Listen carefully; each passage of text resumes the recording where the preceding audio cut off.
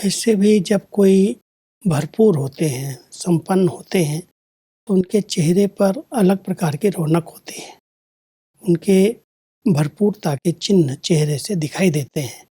तो परमात्मा कहते हैं, आप बच्चे अविनाशी खजानों से संपन्न हैं। ज्ञान का भी खजाना है, गुणों का है, शक्तियों का है। अपने बाप से और परिवार से दुआएं प्राप्त हुई, उस दुआओं का खजाना है। और अगर इन सब खजानों से मैं आत्मा भरपूर हूँ, संपन्न हूँ, तो वो अविनाशी खुशी चेहरे पर दिखाई देती है। संपन्नता की निशानी खुशी के रूप में झलकती है।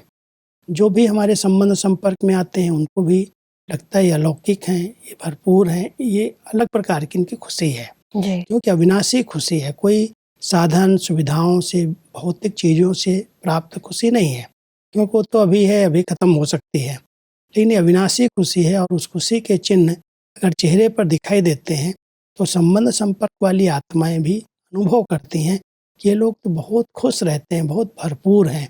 इनके चेहरे पर भी कुछ अलौकिकता दिखाई देती, न्यारापन दिखाई देता है। परमात्मा कह रहे हैं कि आप बच्चे जो ये सफ़ेद ड्रेस पहनते हो, ये भी सादगी, स्वच्छता, पवित्रता की निशानी है, और लोगों को बहुत पसंद आती है। हर एक संगठन के बीच में अगर 2-4 लोग भी इस ड्रेस में चले जाते हैं, तो अलग प्रकार का नज़ारा होता है, कि अलग से ही लगता है कि कोई अलग लोग हैं। तो परमात्मा कहते हैं, जैसे स्थूल में ये सफ़ेद ड्रेस पहन करके आपको लोग अलग अनुभव करते हैं कि ये न्यारे लोग हैं, ऐसे ही आपके खुश नसीबी के जो चिन्ह हैं, वो आपके चलन से, चेहरे से, व्यवहार से दिखाई दे। कितनी खुश नसीब आत्माएं हैं। कोई इनको टेंशन नहीं है, किसी भी प्रकार का फिक्र नहीं है, एकदम निश्चिंत है। तो चेहरा अगर हमारा प्रसन्नचित है, खुशनुमा है, तो हमारे खुशी की झलक हर आत्मा को अनुभव होती है। भले हम कितने भी लोगों के बीच में चले जाएं, लेकिन उनको अनुभव होता है कि ये सब अलग लोग हैं। संगम युग पर जो ये अविनाशी प्राप्तियां हम बच्चों को होती हैं, उसके आधार से इस समय जब आत्मा अनुभव करती है कि सदा काल के लिए हम अविनाशी खुशी में रहते हैं, तो परमात्मा कह रहे हैं कि इसकी जो प्रारब्ध है, सतयुग और त्रेता में आधा कल्प तक हर आत्मा खुश नसीबी का अनुभव करती है, क्योंकि सब प्रकार की स्थूल सूक्ष्म भरपूरता देवी देवताओं के हर खजाने में रहती है। इसलिए परमात्मा कह रहे हैं कि वर्तमान समय की अविनाशी प्राप्तियां जो आप बच्चों ने की है, और उस खुश नसीबी के अलौकिक नशे में आप रहते हैं, और सदा काल के रहते हैं। ऐसे नहीं एक दिन है, दूसरे दिन खुशी गायब हो जाए। अविनाशी खुशी अगर सदा काल इस ब्राह्मण जीवन में रहती है, तो उसकी जो प्रारब्ध है, सतयुग और त्रेता में हर देवी देवताओं के अंदर भी वो खुश नसीबी झलक दिखाई देती है, क्योंकि वो हर खजाने से भरपूर है। वास्तव में जब हम मन मना भव कहते हैं, तो मन मना भव माना मन परमात्मा में टिक जाए, उसका भटकना बंद हो जाए। कुछ समय के लिए एकाग्र होता है, कि याद आती है, प्यार में हम समाने का अनुभव करते हैं, लेकिन कोई भी बातें जो मन को आकर्षित करने वाली हैं, कोई संबंध में कोई बातें अच्छी लगी या कोई बुरी लगी, कोई भी बात अगर आत्मा के ऊपर उसका प्रभाव पड़ा हुआ है, तो मन एक सेकंड में उधर भटक जाता है। उस पर बहुत अटेंशन चाहिए, बहुत पहरा चाहिए, नहीं तो मन की चंचलता लगन को एक सेकंड में तोड़ देती है। अभी अभी हम स्थिर होते हैं, 1 मिनट के लिए परमात्मा अगर कहता है मेरी याद में स्थिर हो जाओ, तो हम स्थिर होने का अभ्यास करते हैं, एक की याद रहे। लेकिन थोड़ी देर एकाग्रता रहती है, थोड़ी देर के बाद फिर कहीं ना कहीं संकल्प चला जाता है।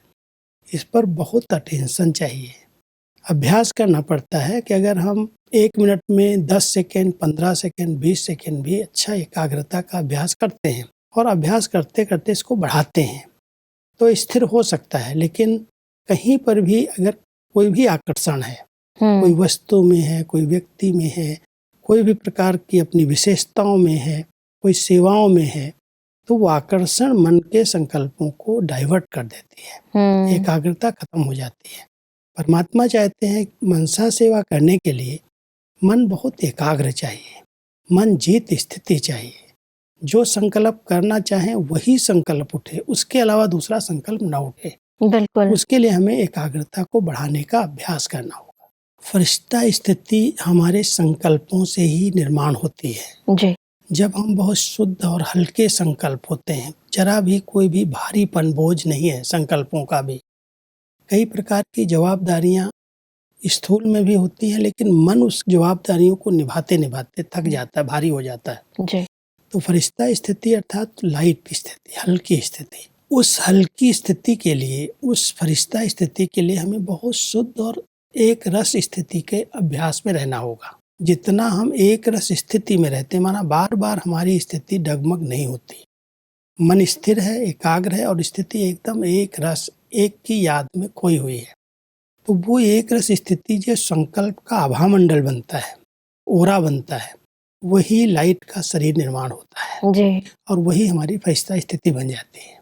इसलिए परमात्मा हम सबको कहते हैं, पहले आप सब बातों से न्यारे, डिटैच, बहुत हल्के बन जाओ। जी। सब जितनी जवाबदारियां आपकी हैं बाबा को अर्पित करो, ये आपकी हैं, मैं आपका बच्चा हूँ, और बहुत शुद्ध पवित्र संकल्पों में रमण करने का अभ्यास करो। मैं एक लाइट हूँ, मैं परमधाम से अवतरित हुई एक चैतन्य शक्ति आत्मा हूँ, मैंने शरीर धारण किया है। अपने शुद्ध ऐसे विचार जो संकल्प चलते हैं, वो संकल्प ही एक बहुत शुद्ध पवित्र आभामंडल क्रिएट कर देते हैं जी। और उससे हमारी फरिश्ता स्थिति बन जाती है। इसलिए परमात्मा कह रहे हैं, जितना आप मन को एकाग्र करने का अभ्यास करेंगे, उतना आपकी स्थिति एक रस बन जाएगी और एक रस स्थिति के आधार से आप अव्यक्त स्थिति का, फरिश्ता स्थिति का अनुभव कर सकेंगे।